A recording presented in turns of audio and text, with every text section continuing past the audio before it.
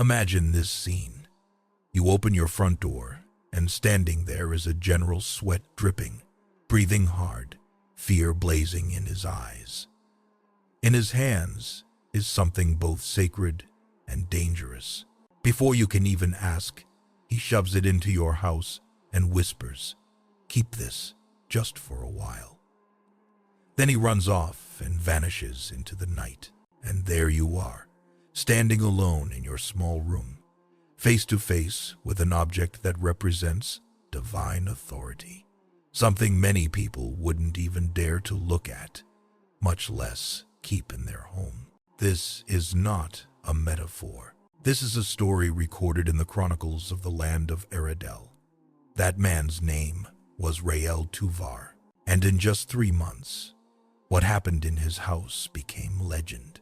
While soldiers trembled, while the mages of the royal court refused to touch that sacred relic, one ordinary man, no fame, no power, not only survived, but was blessed in ways no one had ever seen before. Even Alamar, commander of the armies, the man who had led Eredel to victory many times, was stunned when he heard the news.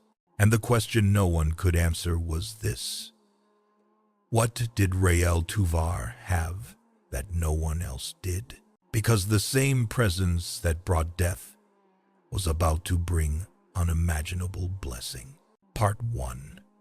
Before Rael entered the story, before Rael's story even began, Eredel had just gone through one of the most humiliating defeats in its history. The Orion amulet, the sacred artifact symbolizing the protection of the light god, had been stolen by the Zathor army. The Zathor didn't keep it for long. This amulet carried a holiness that could not be violated. Disaster after disaster fell on their land. Plagues, fires that wouldn't die out, animals dropping dead everywhere. Terrified, they sent it back, leaving it at the border as if returning it to the heavens. The armies of Eredel rejoiced. They thought it was time for glory to return. But Alamar, in his hurry to bring the amulet back to the capital, made a deadly mistake. He put the amulet on a cart as if it were just another object. When the cart jolted, a soldier named Marin reached out his hand to steady it. In that instant, he collapsed, dead before he could even scream. The celebration turned into a funeral. The music turned into crying. Hundreds of onlookers stood frozen in fear. Alamar, a commander who had never known fear, now felt his heart shatter. He asked himself, has the god of light abandoned us? No one dared go near the amulet. It lay there silent, glowing, yet full of awe and terror. From that moment on, everyone believed the amulet was too dangerous to be near. Everyone except one man. And that's when heaven's plan began to unfold through a man no one would have expected. Rael Tùvar. Part 2. The ordinary man who was chosen. Rael was not a mage. He was not a soldier. He wasn't a scholar or a man of rank. He was just a luthier, a man who made and repaired stringed instruments, living in the outskirts of Lumerin. Day after day, he fixed strings, shaped wood, cared for his wife and children. He was so ordinary that most people didn't even remember his name. Nothing about Rael suggested he was chosen, which makes what happened next even more shocking.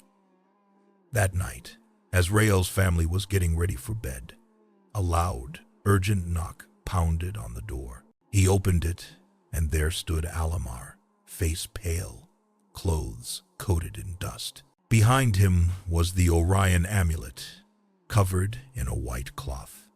I need to leave this here for a while, Alamar said, his voice shaking. Until I can understand what's happening. Rael could have refused. He could have reminded Alamar about Marin, He could have slammed the door and prayed for heaven's mercy, but he didn't. Rael simply bowed his head and said, "If the God of light comes to my house, I will receive him." That moment changed his life forever. Part 3. A Ready Heart. The first 3 days were surely the hardest.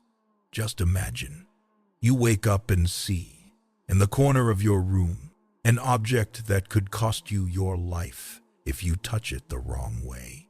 Your wife and children watch you with anxious eyes. Every move in the house becomes cautious, measured. Rael understood that this was not a decoration. This was a living symbol of divinity, demanding purity in the way he lived, the way he spoke, in every action. He rearranged the house, told his children to keep a respectful distance, and every day he spent time in prayer, honoring the amulet. The question wasn't whether the presence was dangerous. The real question was whether Rael was willing to change. He understood something many in Aradel did not. The God of light does not destroy those who honor him. He opposes those who treat his holiness lightly. Part 4. The Invisible Change. Then something strange began to happen. At first, it was just a feeling. The air in the house felt lighter, warmer, more peaceful. Arguments faded away. The worries that had weighed on Rael's shoulders started to loosen their grip. A gentle joy, not loud, not explosive, spread through every room. What happened next had no logical explanation, and no one in Aradel could deny it. And then the invisible began to show up in visible ways. Rael's instrument shop had more customers than ever before. His children's lingering illnesses disappeared in an inexplicable way. The dry, barren patch of land behind his house suddenly began to grow rare healing herbs. Then the most amazing thing happened.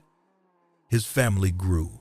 His children thrived, strong and healthy, as if the breath of heaven itself had filled their lungs. Word spread quickly. People from other villages came to ask questions. Travelers carried the story farther and farther. And eventually, it reached Alamar. Part 5. The general's decision Alamar had been avoiding any mention of the amulet. He was still haunted by Marin's death. But then a guard came in and said, "Commander, you need to hear this. Rael's household is being blessed in a strange and powerful way, all because of the Orion amulet." Alamar was stunned. The same amulet that had brought calamity was now pouring out blessing. That's when Alamar realized something crucial. The problem was never the amulet.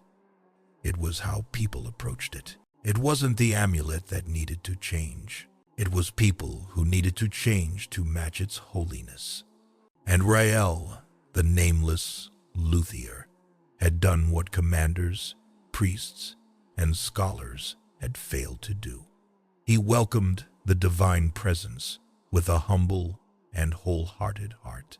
Immediately, Alamar ordered the procession to be prepared again, but this time strictly following every ancient law. Part 6.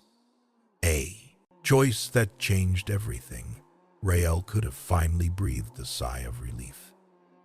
He could have gone back to his simple life and enjoyed the blessings he had already received, but he didn't. He looked at the amulet, the very source of the life and transformation that had come to his family, and knew he could never go back to how things were before. Rael could have kept the blessing. Instead, he chose something far more dangerous.